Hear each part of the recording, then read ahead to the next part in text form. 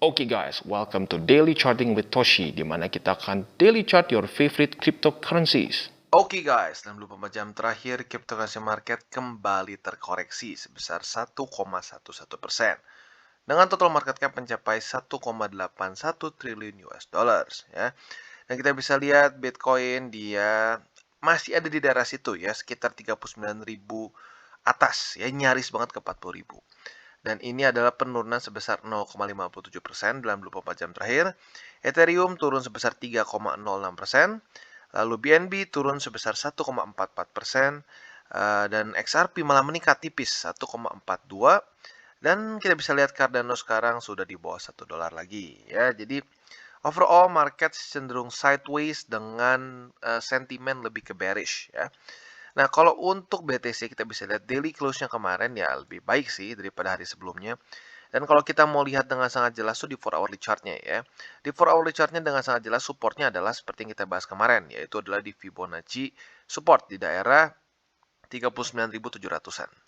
Tetapi di waktu bersamaan dia struggle untuk tembus MA 200 ya. Jadi overall ya masih sideways, cenderung bearish seperti yang gue bilang di depan. Jadi kurang lebih seperti itu sentimennya, dan nanti untuk detailnya TA-nya tentunya kita akan bahas di belakang. Sebelumnya kita akan bahas dulu mengenai newsnya. Oke, dan lagi-lagi berita dari Rusia ya. Dan kita bisa lihat ada dua draft untuk crypto laws yang sedang dibuat di Rusia ya. Yang pertama adalah draft dari Menteri Keuangan atau Finance Ministry dari Rusia, dan yang kedua adalah dari Bank Sentral Rusia. Nah, kita tahu mana yang kita ingin dukung ya. Tentunya adalah Finance Ministry, karena Menteri Keuangan adalah yang lebih pro ke kripto, atau lebih tepatnya lebih pro untuk regulasi kripto dibandingkan dengan total ban ya. Nah, jadi seperti yang kita bisa lihat ya, Ministry of Finance dari Rusia ini sudah mulai mempropos satu adopsi dari dua legislasi untuk meregulasi cryptocurrency. Dan ini tuh sudah masuk ke public discussion sampai sekarang, sekarang sampai nanti mungkin ke tanggal 18 Maret ya. Dan announcement ini datang setelah di awal bulan Menteri Keuangan Rusia dan Bank Sentral diberikan tugas untuk memprepare satu legislasi kripto ya dari tanggal 18 Februari tepatnya, alias 2 hari lalu ya. Dan dua institusi ini kita bisa tahu seperti yang gua tadi sedikit singgung di depan, mereka berlawanan lah gitu kesannya ya. Untuk bank sentral mereka sepertinya mau kayak China gitu ya. Rusia total ban cryptocurrency, nggak boleh mining dan lain-lain. Sementara kalau untuk Menteri Keuangan mereka lebih prefer untuk regulasi. Dan kalau kita lihat ya, yang akhirnya menang ya dalam tanda kutip adalah Menteri Keuangan, karena kita bisa tahu juga secara langsung ya, Putin mengatakan bahwa ya dia lebih pro untuk regulasi kripto gitu. Dia rasa kalau sampaikan kripto ini di ban, mereka itu seperti menghambat pertumbuhan teknologi di Rusia ya, which is really cool ya. Nah, tapi ya baik lagi ya, ujung-ujungnya mereka ya pro kontra lah, supaya ya mereka jadi ada kesannya oposisinya, maka mereka duaan disuruh buat legislasi. Jadi masing-masing suruh buat legislasi. Dan kita bisa lihat juga Bank of Russia ini ya tentunya dia akan membuat satu proposal untuk memprevent issuance, circulation, dan use payment of private digital currency di Russian Federation. Dan apabila melanggar, yaitu bisa kena denda sebesar 13.000 US dollars atau 1 juta rubles. Kalau ke rupiah ya 150, 160 ya. Malas ngitungnya daerah situ lah ya.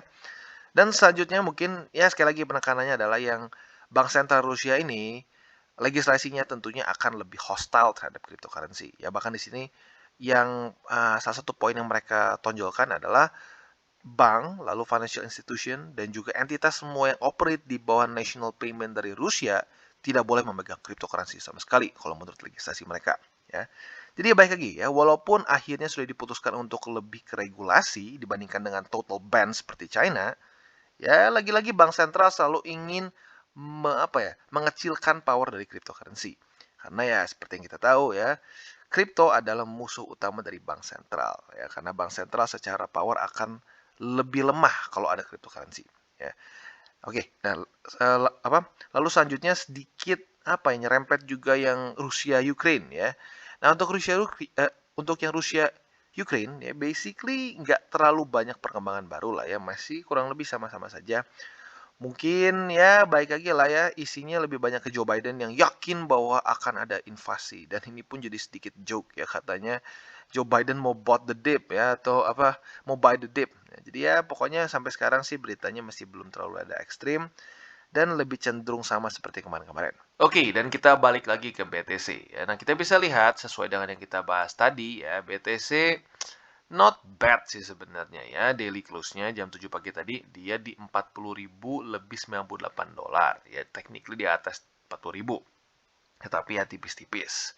Dan untuk sebenarnya yang menjadi sangat menarik ada perlawanan di 4 hour chart nih. Dan kita bisa tahu bahwa main support dari BTC dalam ya 2 hari ke belakang ini adalah ini Fibonacci support di daerah daerah berapa nih ya? 39.700-an ya. Kalau mau dibuletin ke 39.800-an. Nah, jadi ini adalah pertarungan dari dua sini ya. Si 200 sebagai resisten, lalu Fibo sebagai support. Kita bisa lihat 1, 2, 3, 4, 5, 6, 7, 8, 9, 10. 10 candle sudah berada di antara dua garis tersebut ya, atau dua inilah, satu support dan satu resisten. Nah, mana yang menang ya kita harus lihat ya. Dalam kondisi seperti ini sih kalau kita ngomong secara sentimennya lebih bearish ya. Tapi ya nggak pasti juga turun. Ada kemungkinan dia bisa menaklukkan 200. Nah, tapi kenapa gue bilang lebih bearish adalah karena kita bisa lihat si tukang pukul sedang pakai turbo mendekati ya running price gitu ya. Dan kita tahu andaikan ya dia kena lagi 20 ya, berarti dua resisten di atas. Tadinya 1 lawan 1 jadi 1 lawan 2 dikeroyok gitu kesannya ya. Nah, biasanya kalau ada orang berantem nih ya, 2 lawan 1 kemungkinannya menang mana ya. Lebih sering menang 2 ya. Nah, jadi ya makanya kenapa gue bilang lebih cenderung bearish ya. Nah, jadi gini, uh, yang terbaik yang bisa dilakukan oleh BTC adalah dia close dulu di atas 200 ya. Jadi minimal dia taklukin dulu satu ya. Jadi gebuk dulu satu, yang satu udah kalah, baru pikirin yang EMA 20 aja gitu. Nah, kalau sampai ini tetap dalam kondisi kayak gini, kemungkinan besar ya udah dikeroyok ya habis ya. Jadi itu PR pentingnya, yaitu adalah taklukkan dulu 200 di 4 hourly chart. Dan yang kedua adalah secondary-nya jangan sampai dipukul lagi oleh EMA 20. Karena kalau seperti itu ya tetap aja lanjut breakdown ya. Dan kalau gue pribadi sih ya, dalam kondisi seperti ini nggak akan tambah dulu posisi ya. Dan lagi pula buat kalian yang sudah averaging juga di daerah 40 ya, 40.000 ya, dan juga di EMA 200 ya udah dapat posisi juga. Jadi nggak usah dipaksain lagi lah gitu kesannya ya. Gue akan mungkin mulai pertimbangkan gitu ya, atau ya boleh dipertimbangkan untuk tambah lagi posisi buat kalian yang agresif. Itu bisa saja kalau sudah dia menaklukkan lagi 20. Nah, itu boleh dipertimbangkan karena dia berhasil mengalahkan dua resisten ya. Jadi kurang lebih seperti itu untuk BTC. Dan sekali lagi reminder bahwa DCWT ini bukanlah bagi-bagi sinyal ya. Dan yang kedua ini bukanlah financial advice. Semuanya adalah bentuknya edukasi. Oke, dan selanjutnya AVAX. Nah, untuk AVAX ini udah jujurnya keren banget ya. Udah kalau kayak drama tuh udah Ultraman kayak udah apa ya? Si lampunya udah nyala gitu, udah merah ya, tapi dia berhasil lagi mantul di MA50 ya, luar biasa. Jadi ini salah satu aset kripto yang secara TA masih paling not bad dibandingkan yang lain ya. Dia masih mempertahankan support-support kuat seperti 50-20 dan basically dia masih di atas dari semua moving average ya. 50, 20 dan 200. Nah, semoga saja AVAX bisa terus bertahan sampai BTC pulih ya. Kalau bisa terus bertahan, AVAX bisa menjadi altcoins yang mungkin ngelit dari yang lain-lain gitu ya, menjadi ya ujung tombaknya altcoins lah gitu kesannya ya. Nah, jadi untuk AVAX ya sebenarnya ya berarti kan kalian sudah dapat ya, rata-rata udah dapat posisi di EMA 50. Jadi ya kalau dalam kondisi seperti itu walaupun dia not bad secara TA bagus lah ya, masuknya ke bagus, jangan tambah lagi ya karena kan udah ada di daerah sini. Ya, kecuali buat kalian yang belum punya posisi di EMA 50 ya. Nah, boleh pertimbangkan untuk pasang buy limit di EMA 50 di daerah $83. Tapi sekali lagi please gue ingetin, averagingnya jangan terlalu besar. Karena apapun itu, walaupun TA dia bagus, effects ya dibandingkan yang lain, BTC masih jelek ya. Dan kalau BTC masih jelek, market leader masih jelek, ya dengan korelasi tinggi ke alts, ya resikonya makin besar gitu ya. Nah, kalau kita lihat di 4 hourly chart ya, walaupun not bad di daily-nya, tapi di 4 hourly chart-nya kita bisa lihat dia mulai menemukan satu permasalahan di MA50 ya. Dia sudah mencoba berapa kali nih ya? 1 2 ya, 2 kali lah yang langsung kena ya. Dan yang sedikit menyeramkan juga lagi, MA20-nya semakin mendekat ke running price. Dan ini kondisinya sedikit mirip seperti ya BTC di per hourly juga. Bedanya kalau BTC itu 200 ya. Nah, kalau di AVAX ini adalah 50 yang menjadi resisten ya. Nah, kalau sampai ke kroyok juga ya AVAX bisa jebol lagi turun ya. Jadi untuk sekarang gue pribadi kalau lu sudah punya posisi sebelum-sebelumnya di MA50, wait and see. Ya wait and see apakah dia bisa bertahan di atas dari 50 dan 20 atau tidak. Ya. Jadi kurang lebih seperti itu untuk AVAX. Oke, dan selanjutnya Matic. Nah, untuk Matic, not bad-nya apa? Not bad-nya adalah dia nggak jebol ke daerah sini. Ya, kita bisa lihat waktu itu, kayaknya di CWT 3 hari lalu gitu ya. Gue bahas kalau sampai jebol, semoga saja dia tidak membuat lower low. Nah, lower low selanjutnya adalah di $1,5. Nah, kemarin nggak ya, dia nggak kena situ, malah sedikit rally ke atas. Week-nya oke lah ya, week-nya nyaris sampai, tapi overall close daily-nya not bad. Ya. Nah, tetapi walaupun not bad seperti itu, kita masih bisa lihat ya di sini dia masih membuat apa? Lower high ya, 2 kali lower high. Dan ya selama satu aset masih terus membuat lower high dan lower low ya. Di sini lower high, lower low, lower high, lower low. Ya bearish, mau tidak mau itu bearish ya. Nah, jadi sekarang kalau untuk buy limit sih gue pribadi lebih ke wait and see atau bisa kalian taruh aja di MA50 di weekly ya. Karena seperti kita bisa lihat ya, dia dalam berapa ini ya, dalam 20 jam lagi ya akan close weekly. Nah, kalau sudah close dan bentuk candle-nya masih seperti ini dengan sangat jelas dia reject ya oleh MA20 di weekly. Nah, jadi maka dari itu ya lebih aman kalau kita mau pasang buy limit di mana di MA50 weekly yaitu di sekitar $1.39 ya, atau kalau biar lebih gampang $1.40 juga boleh ya. Oke, jadi kurang lebih untuk Matic seperti itu. Jadi untuk daily dilupakan dulu lah, jangan ya technically bisa lu beli di sini, tapi menurut gua nggak terlalu efektif lah ya. Lebih baik kita pindah ke weekly aja untuk Matic sekarang ya. Jadi gue ulangi untuk kalian yang ini mungkin masuknya konservatif lah ya, bisa pasang di MA50 di weekly di $1.39. Oke, dan Phantom ya, Phantom sedang dalam masa-masa yang lumayan kritis ya. Kemarin akhirnya dia retest juga MA200 setelah berapa lama kita bahas ya. Kemungkinan besar dia akan retest. Kayaknya sejak dari daerah sini ya, sejak dia mulai jebol di sini nih. Nah, jadi kita bisa lihat bahwa 200 ini sekarang masih hold as support ya. Dan ini masih ya walaupun sekarang sedikit tembus tapi ini masih lagi running ya, belum close.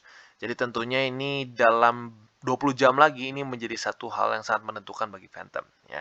Kalau dia bisa tetap mempertahankan MA200 sebagai support, that's really good ya, that's really good. Dan ya semoga saja seperti itu. Karena kalau sampai tembus 200, PR-nya tambah panjang ya. Apalagi kalau 200-nya dari support berubah menjadi resisten ya. Alias gini nih, dia close di bawah, turun, dia mau naik lagi, terpukul lagi. Nah, itu yang paling menyeramkan. Karena apa? Membuat lower high ya. Nah, jadi sekarang harapan terbesarnya adalah basically kayak kemarin lagi ya, nge-wick aja ke MA200 dan lanjut lagi ke atas begitu ya. Nah, tapi kalau skenario bearishnya adalah ya kayak tadi ya, dia close di bawah, turun lagi, ada rally, terpukul 200. Nah, itu konfirmasi bahwa 200 berubah menjadi resisten. Tadinya support berubah menjadi resisten seperti itu. Nah, kalau sampai tembus 200, target kita adalah ini selanjutnya struktur di sini, yaitu $1.67 ya. Nah, dimana kita tahu itu adalah struktur dari all time high yang zaman kapan nih ya, September 2021, yaitu di sekitar $1.67. Jadi, boleh saja pertimbangkan pasang buy limit di situ.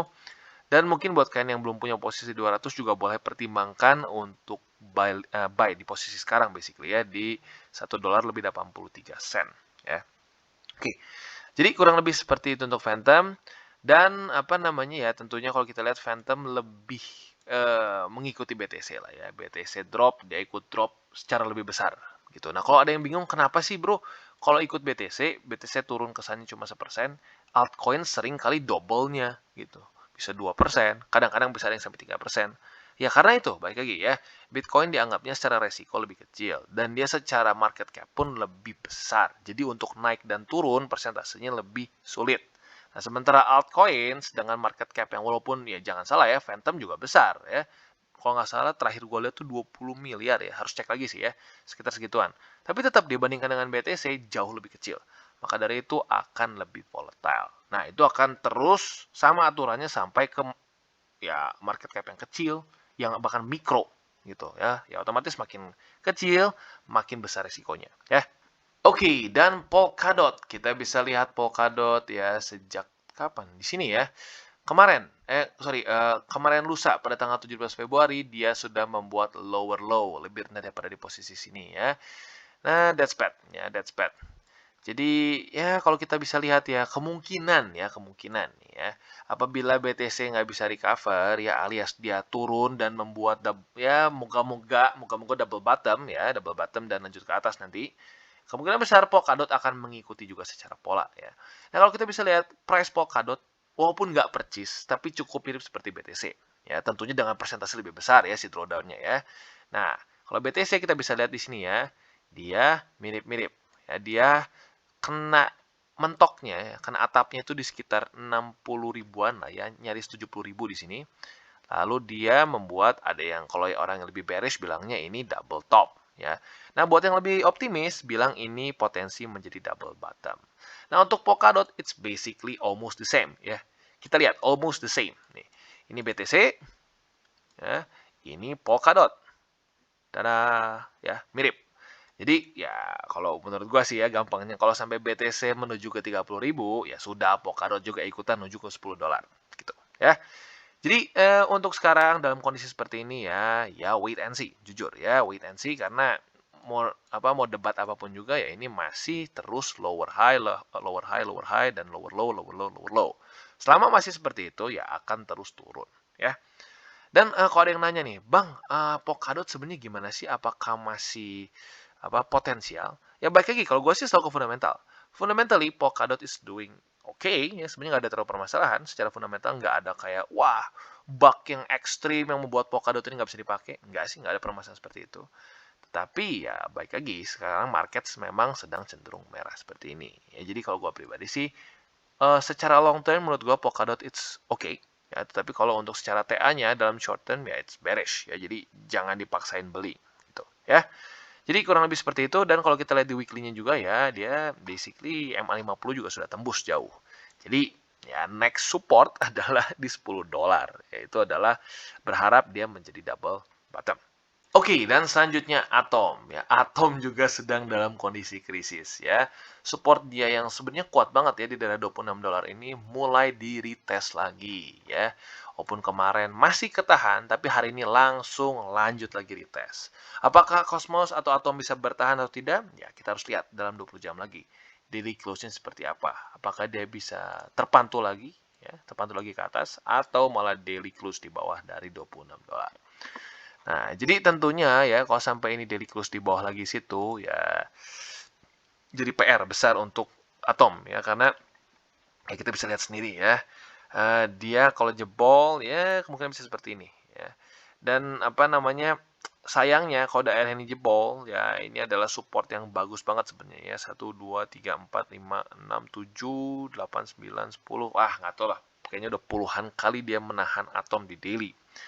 Nah, ya jadi tentunya PR terbesar dari Atom adalah mempertahankan $26 lebih 60 sen yang sekarang sedang ketembus ya. Nah, jadi kurang lebih untuk Atom sih gue pribadi wait and see ya. Gue nggak tambah lagi posisi dan kalau di weekly-nya kita bisa lihat targetnya adalah kalau sampai si ini jebol ya $26 lebih 61 sen jebol adalah MA50 di weekly yaitu di daerah $24 lebih 71 sen. Jadi untuk daily, for hourly, dan lain-lain lupakan dulu ya. Jangan terlalu agresif dulu. Karena kalau kita lihat ya, candlesnya oh my god, bentuknya jelek banget. Ya, literally wick panjang banget. Ini menunjukkan bahwa buyer sangat lemah dalam seminggu terakhir. Ya. Jadi ya kalau dalam bentuk candle seperti ini, ya amannya kalau kita mau buy limit atau averaging di MA50 di weekly. Yaitu gue ulangi di $24 lebih 71 sen untuk sekarang. Ya.